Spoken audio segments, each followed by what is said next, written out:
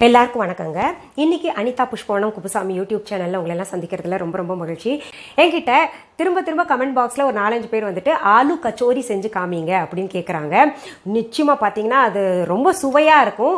இன்னைக்கு நான் அதுதான் செய்து காமிக்க போறேங்க. அதற்கு தேவையான பொருள்கள் முதல் என்னென்னு பார்த்துடலாம். நான் இன்னைக்கு பார்த்தீங்கன்னா எங்க ஃபேமிலிக்கும் சேர்த்து செய்யறதுனால கொஞ்சம் அதிகமாகவே மாவு எடுத்திருக்கேன். இப்போ ஆலு கச்சோரிக்கு தேவையான பொருள்கள் என்னென்னு பார்த்துடலாங்க.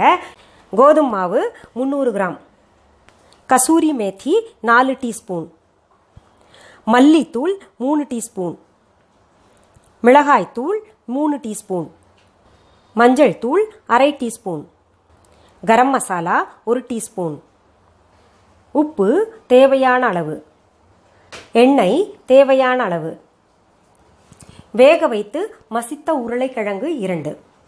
இப்போ கச்சோரிக்கு மாவு எப்படி பிசையணும்னா, பூரிக்கு நம்ம எப்படி மாவு பிசைஞ்சோமோ அதே மாதிரி பிசையணும். நீங்கள் வேணால் பார்க்கணுன்னா நீங்கள் பூரியில் போய் பார்த்துக்கோங்க. பூரி எபிசோடில் நான் வந்து ஆல்ரெடி பிசைஞ்சு ஒரு 5 நிமிஷம் ஊற வச்சிட்டேன். இப்போ பாருங்கள், மேலே கொஞ்சம் எண்ணெய் தடவி ஊற வச்சிடணுங்க. இப்போ இந்த மசிச்சு வச்ச உருளைக்கிழங்குல நம்ம கசூரி மேத்தி சேர்த்துக்கலாம், மஞ்சள் தூள் சேர்த்துக்கலாம். இதில் கசூரி மேத்தி வந்து ஆப்ஷன் தாங்க, உங்களுக்கு வேணும்னா சேர்த்துக்கலாம், இல்லாட்டி இல்லை. ஆனால் அது போட்டால் ரொம்ப மணமாக இருக்கும். இப்போ கரம் மசாலா போட்டிருக்கேன், மல்லித்தூள் போட்டிருக்கேங்க, மிளகாத்தூள் போட்டிருக்கேன்.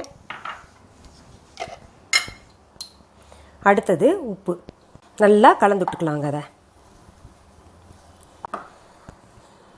இப்போ பாருங்கள், இதில் உப்பு மட்டும் செக் பண்ணிக்கணும் நீங்கள் நடுவில். இதை தனியாக வச்சுக்கலாம் நம்ம. இப்போ பாருங்கள், பூரிக்கு உருண்டை செய்கிறது வந்து கொஞ்சமாக எடுத்து செய்வோம். இப்போ கச்சோரிக்கு கொஞ்சம் பெருசாக எடுத்துக்கணும். ஏன்னா அதில் ஸ்டஃபிங் கொடுக்குறோம் இல்லையா, பிரிஞ்சு போகாமல் இருக்கணும். இப்போ உருட்டி நம்ம ஸ்டஃபிங் பார்க்கலாங்க. கொஞ்சம் எண்ணெய் தொட்டுட்டு நம்ம உருட்டலாம். கொஞ்சம் உருட்டிட்டு அதில் ஸ்டஃபிங் கொஞ்சம் வச்சுக்கோங்க. நிறைய வச்சோன்னா அது பிரிஞ்சு வந்துடும். அதனால் கொஞ்சம் வச்சுட்டு இந்த மாதிரி மடிப்பு மாதிரி பண்ணிக்கோங்க. இங்கே சேர்த்துக்கணும் அப்படியே. அப்புறம் எண்ணெய் தொட்டு உருட்டிக்கலாங்க.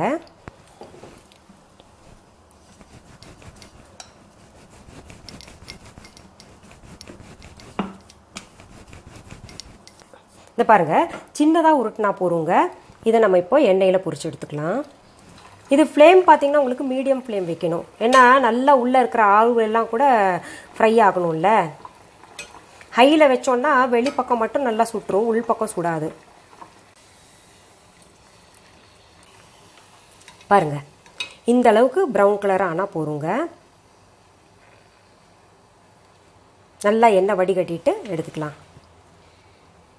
நல்லா மணக்குது எனக்கு இங்கே. இந்த கரம் மசாலாலாம் போட்டு செஞ்சதுனால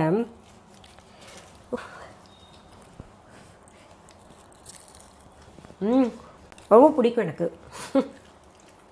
சரி, இதை நீங்களும் செஞ்சு சாப்பிட்டு எனக்கு கமெண்ட் பாக்ஸில் எப்படி இருந்ததுன்னு கமெண்ட் பண்ணுங்கள். அடுத்த எபிசோடில் வேறொரு தலைப்போட நான் உங்களை எல்லாம் சந்திக்கிறேன். நன்றி, வணக்கம். அன்பான வாடிக்கையாளர்களே, உங்கள் விஹா ஸ்டோரில் பூஜை பொருட்கள், சிலைகள், ராசிக்கற்கள், வாஸ்து பொருட்கள், விதைகள், பாரம்பரிய அரிசி வகைகள், சிறுதானியங்கள், ஆர்கானிக் பொருட்கள், மூலிகை எண்ணெய், மளிகை பொருட்கள், மரச்செக்கு எண்ணெய், மரப்பொருட்கள், வெள்ளி ஆபரணங்கள், கிஃப்ட் ஆர்டிகல்ஸ், காட்டன் மற்றும் பட்டு புடவைகள், காட்டன் சுடிதார்கள், பட்டு பாவாடை, குழந்தைகளுக்கான விளையாட்டு பொருட்கள், ஹை குவாலிட்டி இமிடேஷன் நகைகள், வீட்டு உபயோக பொருட்கள், ஜூட் பேக்ஸ், ஹேண்ட்மேட் சோப்ஸ், அழகு சாதன பொருட்கள், சிறுதானிய பிஸ்கெட்டுகள், ஹோம் அப்ளையன்சஸ், இன்னும் பற்பல பொருட்கள் விற்பனைக்குள்ளது. விஹா ப்ராடக்ட்களை நீங்கள் வாங்க விரும்பினால் அது எங்களுடைய viha.online வெப்சைட் மற்றும் சென்னை ராஜா அண்ணாமலைபுரத்தில் உள்ள எங்கள் விஹா ஸ்டோரில் மட்டுமே கிடைக்கும் என்பதை தெரிவித்துக் கொள்கிறோம். வேறு எந்த ஆன்லைன் வெப்சைட்களிலும் விஹா ப்ராடக்ட்கள் விற்பனைக்கு கிடையாது என்பதை நீங்கள் கவனத்தில் கொள்ள வேண்டும். எங்கள் விஹா ஸ்டோரின் விலாசத்தை கண்டறிய கூகுள் மேப்ஸில் விஹா ஸ்டோர் என்று டைப் செய்தால் வழியை கண்டறியலாம். www.viha.online வெப்சைட்டிலும் விஹா ஸ்டோரின் அட்ரஸ் உள்ளது.